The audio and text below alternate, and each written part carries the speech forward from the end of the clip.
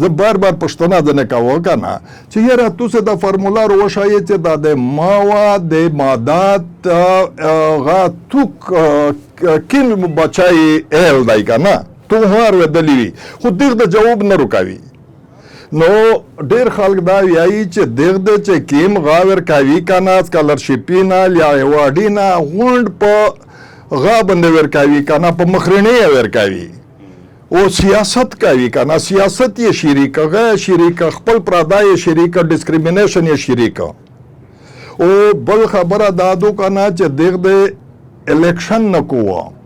په الیکشن باندې په 2017 شي